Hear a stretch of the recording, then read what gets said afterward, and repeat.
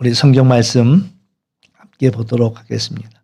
사도행전 7장 1절에서 오늘 좀 길게 거의 다 끝까지 읽게 되는데 1절에서 55절까지 말씀 한번 보도록 하겠습니다. 1절에서 55절까지 한 절씩 교독하도록 하겠습니다. 천천히 한 절씩 교독합니다. 대제사장이 이르러 이것이 사실이냐?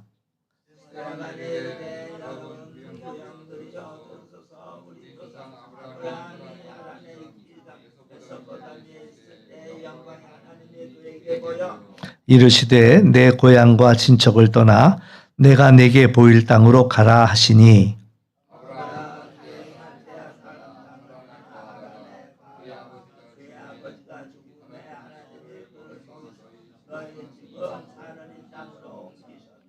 그러나 여기서 발 붙일 만한 땅도 유업으로 주지 아니하시고 다만 이 땅을 아직 자식도 없는 그와 그의 후손에게 소유로 주신다고 약속하셨으며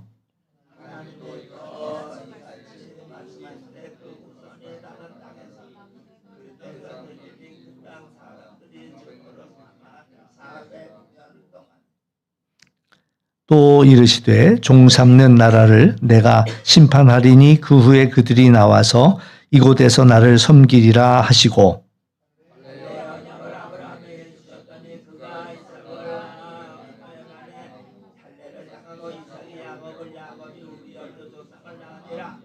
여러 조상이 요셉을 시기하여 애굽에 팔았더니 하나님이 그와 함께 계셔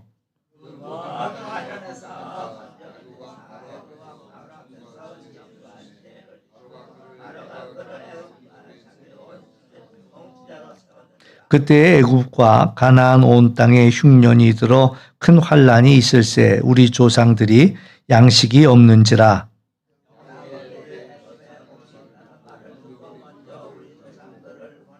또 재차 보내매 요셉이 자기 형제들에게 알려지게 되고 또 요셉의 친족이 바로에게 드러나게 되니라.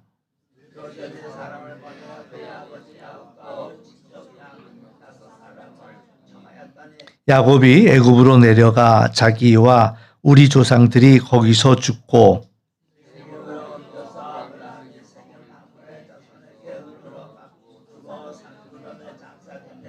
하나님이 아브라함에게 약속하신 때가 가까움에 이스라엘 백성이 애굽에서 번성하여 많아졌더니 그가 우리 족속에게 교활한 방법을 써서 조상들을 괴롭게 하여 그 어린 아이들을 내버려 살지 못하게 하려 할세.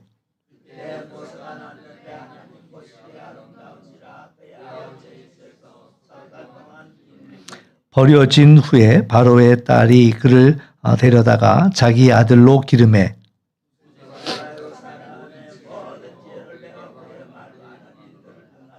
그가 40이 되매 그 형제 이스라엘 자손을 돌볼 생각이 나더니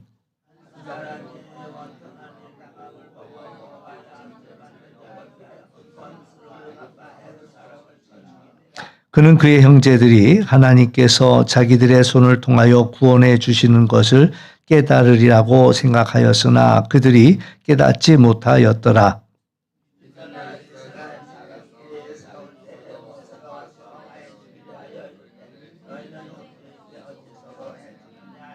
그 동물을 해치는 사람이 모세를 밀어뜨려 이르되 누가 너를 관리와 재판장으로 우리 위에 세웠느냐?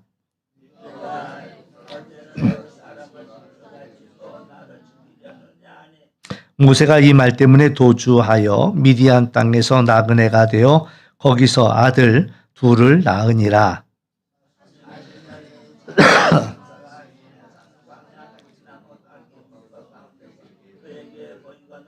모세가 그 광경을 보고 놀랍게 여겨 알아보려고 가까이 가니 주의 소리가 있어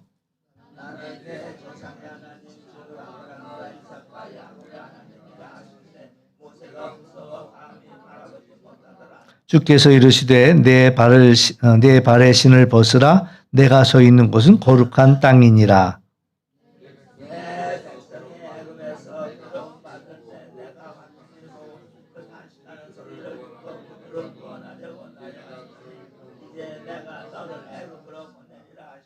그들의 말이 누가 너를 관리와 재판장으로 세웠느냐 하며 거절하던 그 모세를 하나님은 가시나무 떨기 가운데서 보이던 천사의 손으로 관리와 속량하는 자로 보내셨으니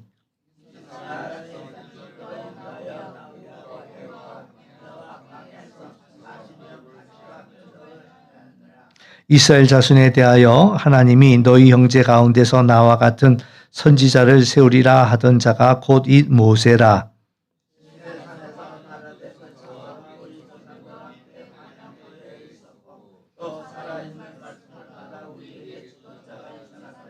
우리 조상들이 모세에게 복종하지 아니하고자 하여 거절하며 그 마음이 도리어 애굽으로 향하여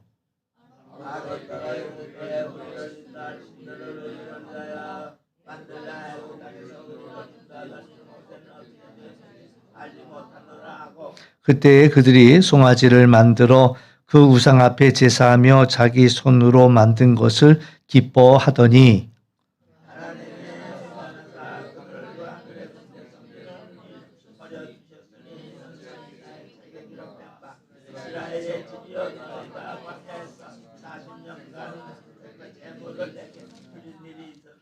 몰록의 장막과 신 레판의 별을 받들었으며 이것은 너희가 절하고자 하여 만든 형상이로다. 내가 너희를 바벨론 밖으로 옮기리라 함과 같으니라.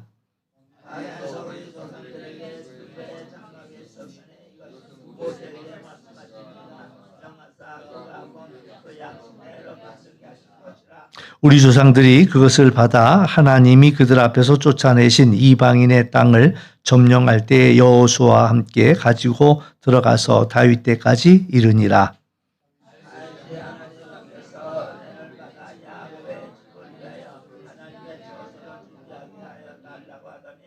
솔로몬이 그를 위하여 집을 지었느니라.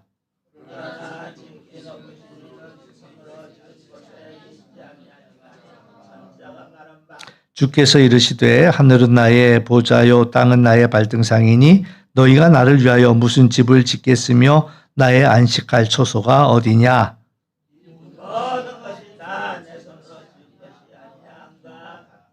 목이 곧고 마음과 귀에 할례를 받지 못한 사람들아 너희도 너희 조상과 같이 항상 성령을 거스리는도다.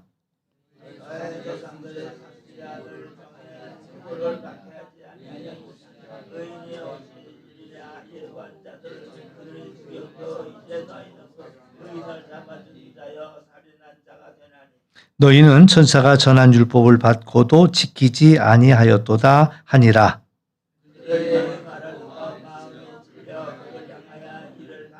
함께합니다. 스데반이 성령이 충만하여 하늘을 우러러 주목하여 하나님의 영광과 및 예수께서 하나님 우편에 서신 것을 보고 아멘. 예. 오늘 우리가 읽은 이 내용은 우리가 잘 아는 대로 스데반의 이제 마지막 설교가 되며 또 기도와 같습니다. 그래서 이제 첫 번째 순교자인 이제 스데반의 그 이야기를 우리 한번 쭉 같이 읽어봤습니다. 근데 이제 스데반이 아브라함부터의 역사를 정말 또 이 스데반의 눈으로 잘 간추렸거든요. 이 줄기와 이 맥을 우리가 또 잘 알고 있는 게 참 중요하다라고 이야기할 수가 있습니다. 그래서 이제 어떻게 보면 스데반의 순교 뭐 이런 제목을 붙일 수도 있지만 오늘 우리는 이제 이 저녁에는 늘 기도의 관점을 가지고 말씀을 보다 보니까 이 기도하는 사람이 어떻게 하고 있는가라는 것들을 우리 함께 나눠보고자 합니다. 그래서 오늘 이제 스데반은 뭐 이게 성경 말씀을 잘 꿰고 있지만 우리가 이제 기억해야 할 것은 그는 성령과 지혜가 충만한 사람이었고 무엇보다도 기도하는 사람이었다라는 사실입니다. 그래서 이제 돌에 맞아 죽게 되는 직전에 했던 이야기지요. 그럼에도 불구하고 그 죽음의 위기 앞에서도 흔들리지 않는 모습과 사람들은 막 분노하고 있지만 스데반은 하늘을 바라보고 있다라는 그런 이야기입니다. 예, 그러면 오늘 우리하고 무슨 상관이 있을까 생각할 때 우리 삶 속에도 여전히 많은 어려움들이 있지요. 문제가 많습니다.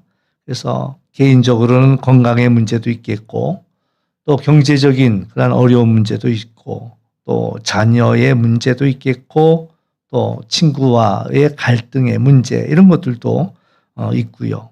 그리고 특히 이제 젊은이들에게는 미래에 대한 어떤 두려움 이런 것들도 있습니다.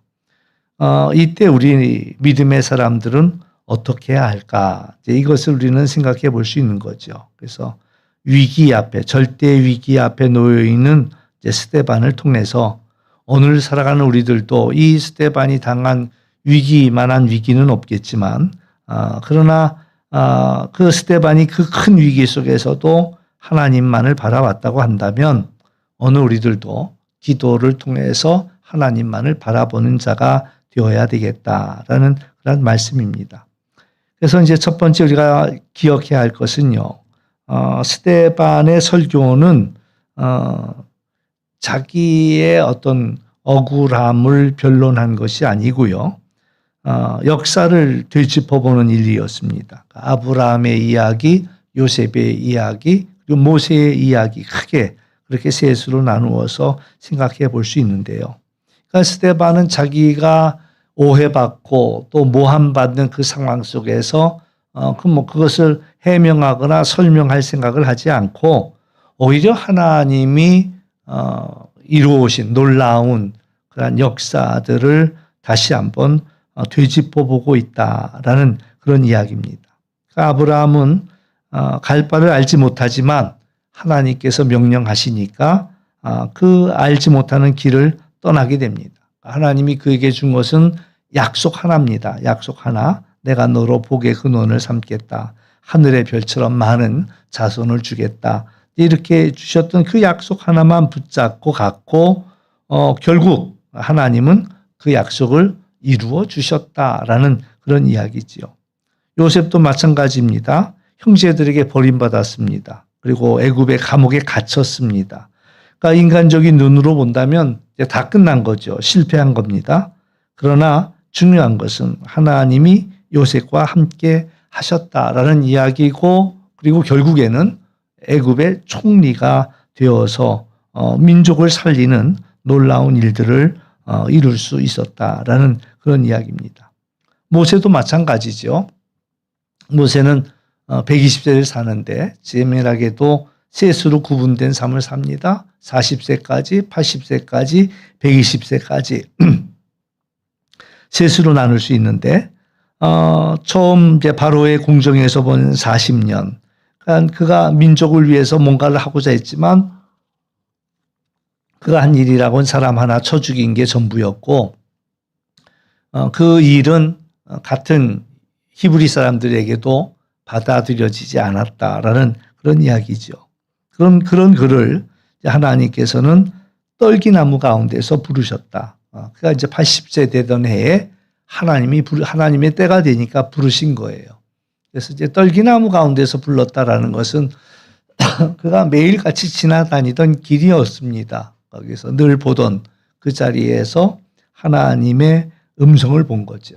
우리가 아까 찬양할 때도 내는 주의 영광을 본다라고 했는데 여러분 하루를 살아가면서 여러분의 삶 주변에서 하나님의 임재를 알아차릴 수 있는 그 떨기나무 가운데서 하나님의 영광을 모세가 본 것처럼 여러분의 일상 속에서도 하나님의 영광을 볼 수 있고 또 여러분과 함께한 사람들 가운데서도 그 사람들 가운데서도 하나님의 영광을 볼 필요가 있죠. 하나님이 함께 하시는구나라는 것들을 우리가 알아차릴 필요가 있고 그래서 이제 모세는 그 떨기나무 가운데 하나님의 부름을 받고 그리고 이제 120세가 될 때까지 이제 출애굽하는 그런 놀라운 역사를 속량과 구속에 누가 너를 재판장으로 세웠느냐 그들이 따졌지만 하나님께서는 그를 구속자로 세우셨다라는 그런 이야기죠. 근데 이제 이 스데반이요. 지금 이제 돌에 맞아 죽기 직전인데도 불구하고 그 스데반의 머릿속에는 하나님이 하신 일이 쭉 영화 필름처럼 이제 돌아가고 있는 거예요. 아브라함에게 하셨던 일, 또 또 요셉에게 행하셨던 일, 그리고 모세에게 행하셨던 일들이 쭉 살펴갑니다. 그래서 여기서 오늘 우리 중요한 거 한 가지를 놓치지 말아야 되는데, 기도가 뭐냐라고 정리할 때 우리가 이제 이 밤에는 다 기도의 관점으로 보는 거니까요. 기도가 뭐냐라고 이야기할 때 우리는 하나님께 뭔가를 달라고 요청하는 게 기도라고 생각하기 쉽지만, 엄밀히 말하면 기도는 첫 번째는 하나님의 뜻을 묻는 거거든요. 우리가 모르니까, 이해가 안 되니까 하나님의 뜻은 뭡니까? 이게 묻는 게 기도예요. 내가 하나님께 뭔가 해달라고 주문하는 게 기도가 아니라, 하나님 제가 어떻게 할까요? 라고 묻는 게 기도라는 사실입니다. 그런데 오늘 제 말씀을 통해서 우리가 깨달을 수 있는 한 가지는, 기도란 뭐냐? 하나님이 우리가 지금까지 살아오는 동안 행하신 일들을 기억하는 거다라는 겁니다.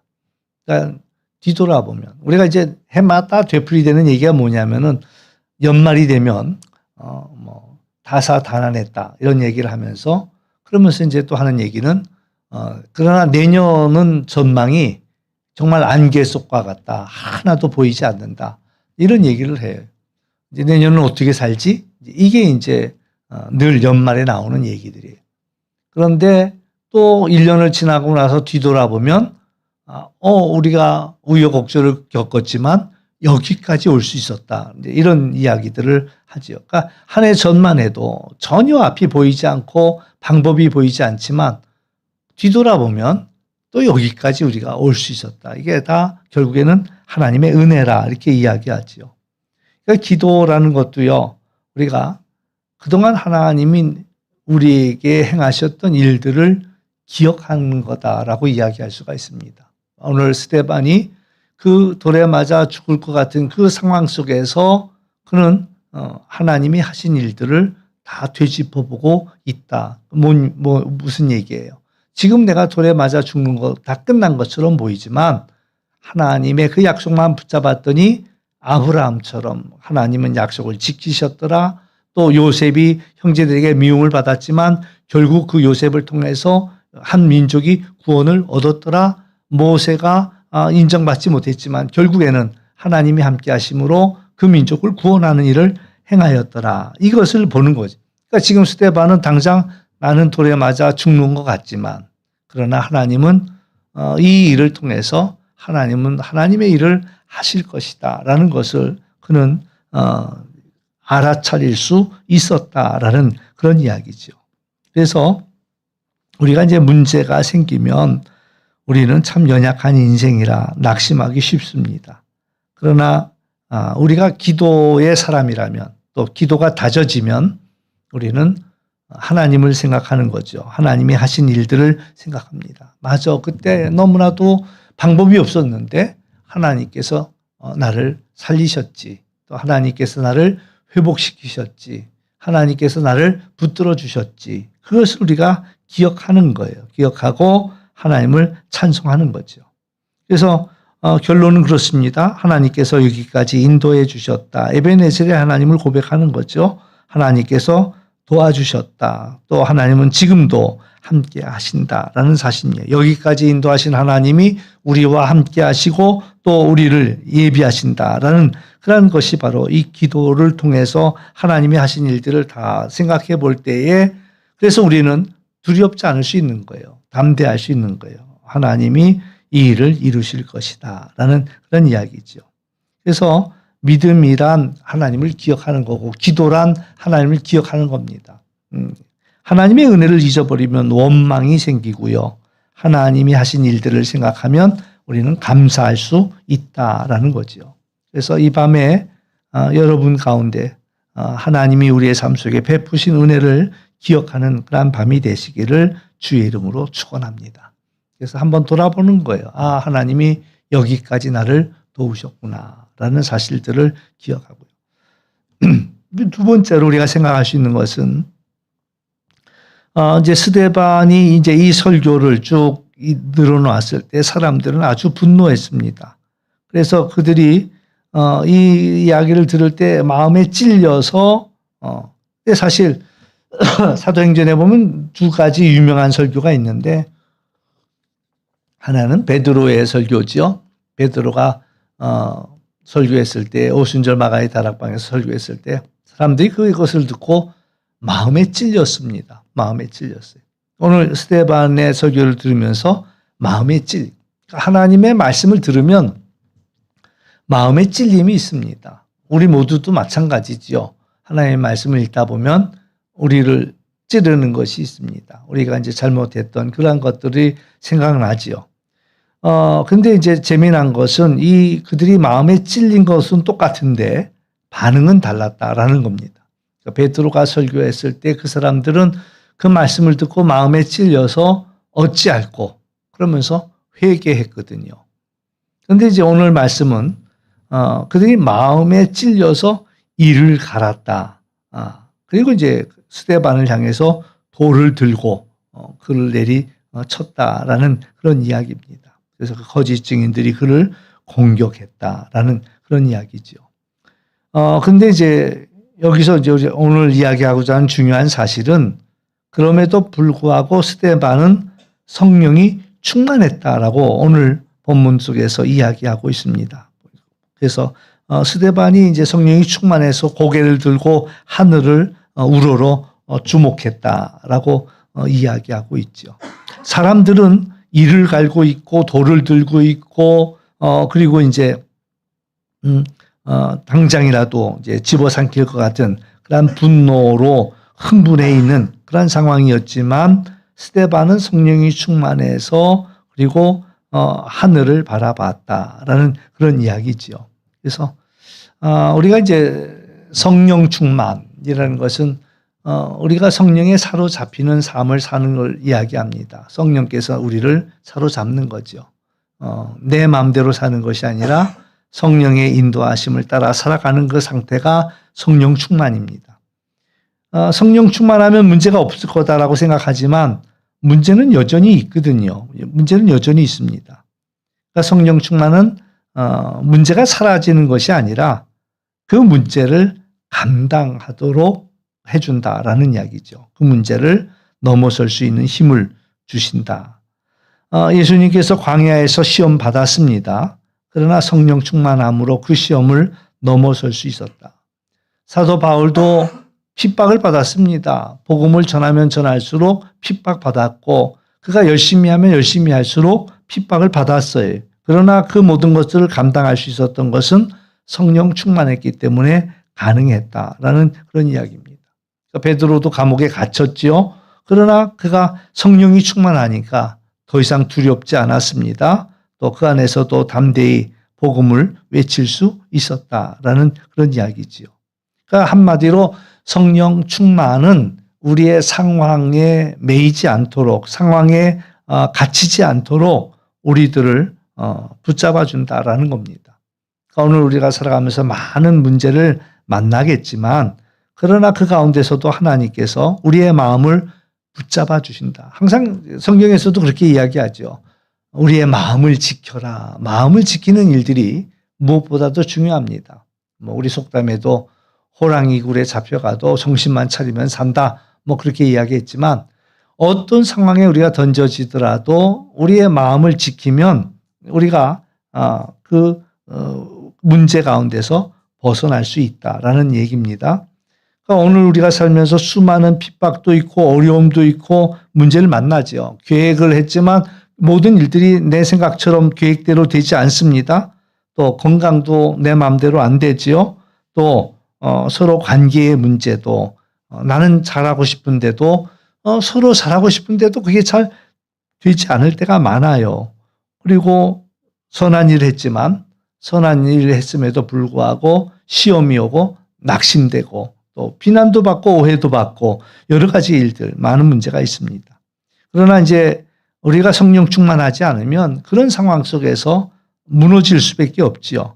그런데 하나님께서 우리가 성령 충만할 때 그 어려운 가운데서도 우리의 마음을 지킬 수 있도록 힘을 주신다. 그러니까 요셉이 팔려가고 감옥에 던져지고 그럴 때 낙심하고 절망할 수밖에 없는 상황인데도 불구하고 그가 하나님을 놓지 않았거든요. 하나님께 매달렸습니다. 그러니까 결국에는 하나님께서 그를 들어 쓰실 수 있었다. 아마 종으로 또 팔려가고 형제들에게 미움도 받고 종으로 팔려가고 감옥에 갇히면 이제 다 끝났다. 낙심하고 절망하고 그리고 에이 모르겠다. 마음대로 되라. 그냥 현실에 맞춰서 살아갈 수도 있겠지만 끝까지 그 믿음을 놓지 않아. 다니엘도 그랬죠. 포로로 끌려가서 너희가 기도 계속하면 사자굴 속에 던지겠다라고 이야기함에도 불구하고 다니엘은 그 속에서 적당히 타협하면서 살아갔던 것이 아니라 하나님을 꼭 붙잡고 살았다는. 그러니까 오늘 우리가 사는 사회도 세상 이제 그렇게 이야기하는 사람들이 있습니다. 바벨론에 우리가 지금 포로로 잡혀와 있다라고 이야기하죠. 세상 속에 우리는 포로처럼 잡혀와 있지만 그 가운데서도 우리의 믿음을 지키는 그 일들이 무엇보다도 중요하다. 그러니까 하나님은 우리를 문제 없는 곳으로 부르신 것이 아니라 성령 충만하도록 우리를 부르고 계시다라는 사실이고요. 그러므로 이제 기도가 중요한 것은 우리의 환경이 달라지지 않지만 그러나 우리를 변화시켜 주신다라는 그런 사실입니다. 그래서 그게 가장 중요한 건 뭐냐면 기도할 때에 기도하는 사람은 문제에 두려워하는 것이 아니라 능력이 더 크신 하나님을 보고 또 그분을 의지할 수 있더라라는 그런 이야기지요. 원하기는 이 밤에도 여러분에게 성령 충만함의 역사가 다시 또 경험할 수 있기를 주의 이름으로 축원합니다. 예, 성령 충만해서 우리에 있는 문제가 있지만 하나님이 이 일을 더 선하게 아름답게 이끌어 가실 것이다 라는 믿음으로 우리는 살아야 할 것입니다. 하나 더 이야기한다면 기도하는 사람은 하늘을 바라보는 거죠. 오늘 7장 마지막 55절에 보면 스데반이 성령이 충만해서 하늘을 우러러 주목하였다라고 이야기하고 있습니다. 그러니까 사람들은 지금 돌을 들고 내리치려고 하고 있지만 분노가 가득해서 정말 두려움과 이런 공포가 엄습하고 있는 상황 속에서 스데반의 눈은 그 주변 사람들을 돌아보는 것이 아니라 하늘을 향하고 있었다. 하나님의 영광을 보고 있었다라는 겁니다.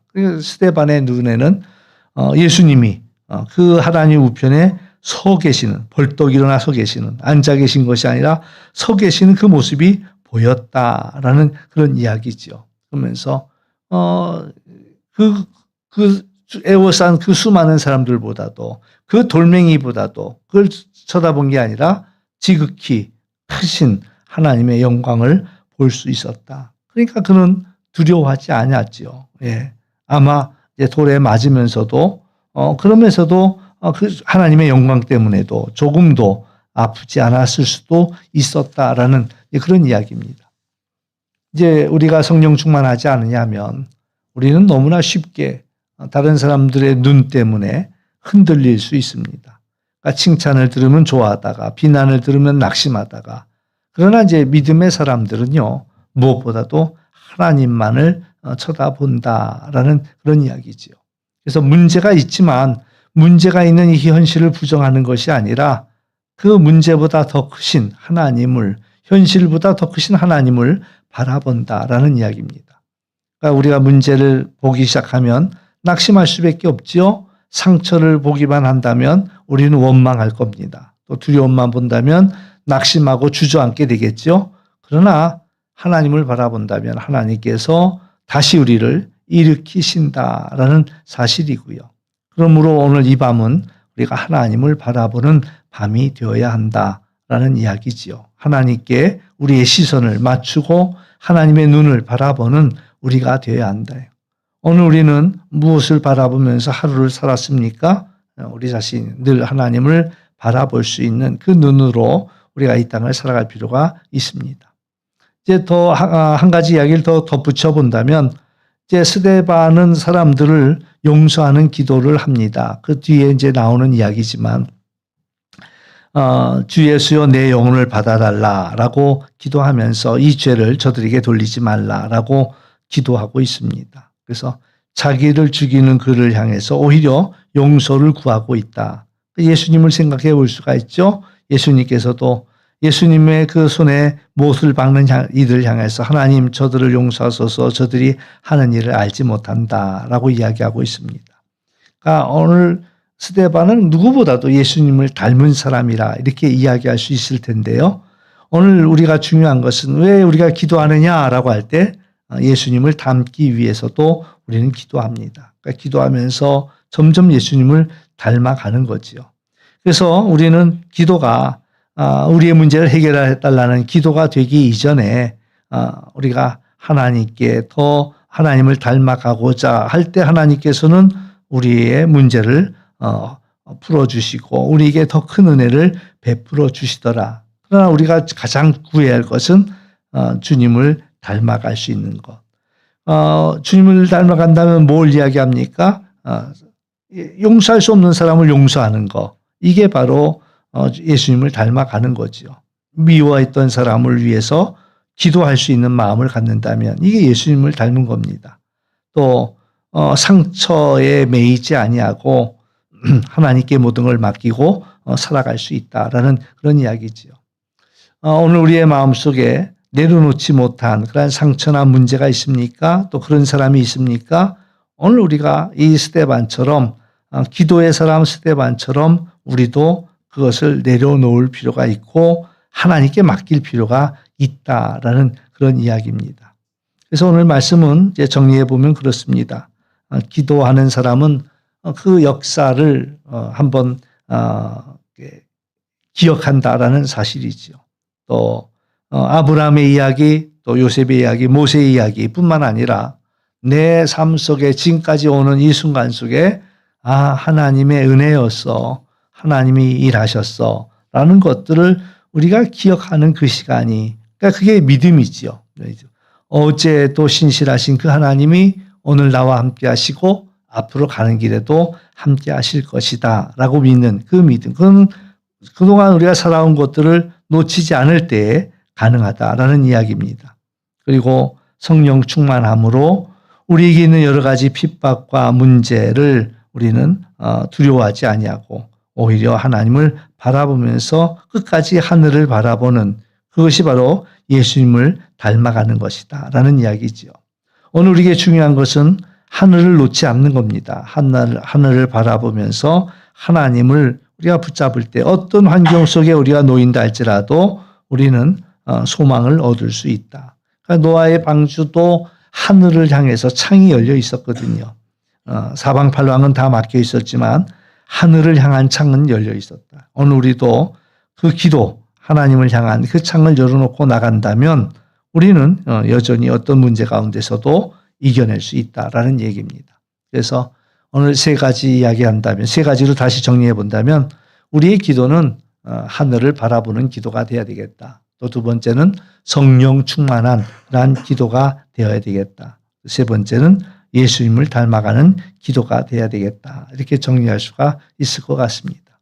우리가 오늘 이제 이 스데반의 그런 장황한 이야기 속에도 할 이야기는 많지만 기도라는 것을 놓고 볼 때 그가 기도를 통해서 하늘의 영광을 바라볼 때에 이 어려운 순간을 넘어섰다. 그래서 그 비밀은 하나님이 그동안 행하셨던 일들을 기억할 때 그가 흔들리지 않는 믿음 속에 설 수 있었다라는 이야기지요. 오늘도 우리가 적어도 내 삶 속에 하나님 하셨던 일들을 우리가 기억만 한다면 지금까지 우리를 이끌어주신 하나님을 기억한다면 흔들림 없이 어떤 문제 속에서도 낙심하지 않고 또 우리는 더 앞으로 나아갈 수 있다라는 그런 사실입니다. 원하기는 그러한 기도의 사람으로 우뚝 서시기를 주님의 이름으로 축원합니다. 기도하겠습니다.